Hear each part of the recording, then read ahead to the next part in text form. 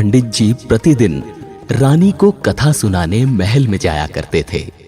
कथा के अंत में प्रतिदिन कहते कि राम सुमर ले तो बंधन छूटे। कई दिन कथा सुनने के पश्चात एक दिन पिंजरे में बंद तोता बोला, यूं मत कहो रे पंडित झूठे।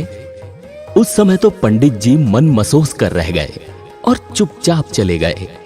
परंतु अब तोता प्रतिदिन पंडित को झूठे कहकर संबोधित करने लगा। पंडित जी को मन में क्रोध आता कि ये सब क्या सोचेंगे, रानी क्या सोचेगी। परेशान होकर पंडित जी अपने गुरु के पास गए। गुरु जी को सब हाल बताया।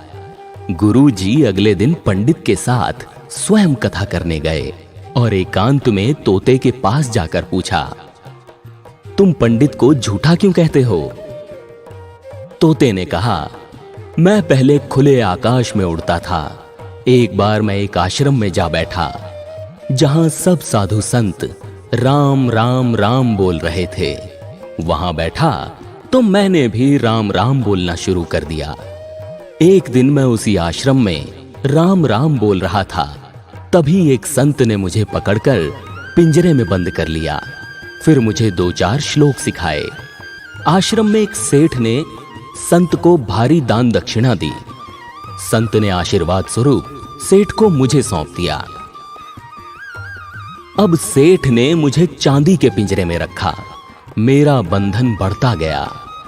अब मैं स्वच्छ वायु और ताजा फलों के लिए भी तरसने लगा। निकलने की कोई संभावना न रही। एक दिन उस सेठ ने राजा से अपना काम निकलवाने के लिए उपहार स्वरूप मुझे राजा को दे दिया।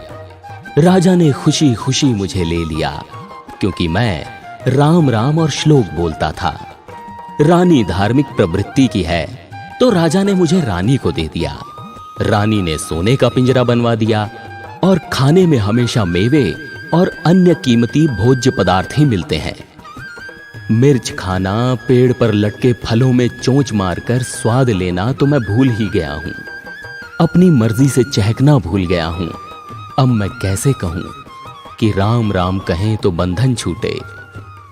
तोते ने गुरुजी से कहा, आप ही कोई युक्ति बताएं जिससे मेरा बंधन छूट जाए।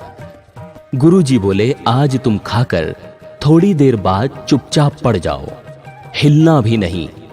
हिलाया जाए तो भी मरणासन्न अवस्था में पड़े रहना। तोते ने ऐसा ही किया। रानी ने पिंजरा खोलकर खूब हिलाया डुलाया। थोड़ी देर बाद रानी ने सेवकों से कहा, ये तोता मर गया है, इसे बाग में गड्ढा खोदकर दबा दो। जैसे ही तोते को लेकर सेवक बाग में पहुंचे, तोता फुर्र से उड़ गया। तोता पिंजरे से निकलकर आकाश में उड़ते हुए बोलने लगा, गुरु मिले तो बंधन छूटे। इस कहानी से हमें सीख मिलती है कि शास्त्र कितना भी पढ़ लो, कितना भी जाप कर लो, लेकिन सच्चे गुरु जब तक रास्ता न बताएं, तब तक मुक्ति पाना संभव नहीं है।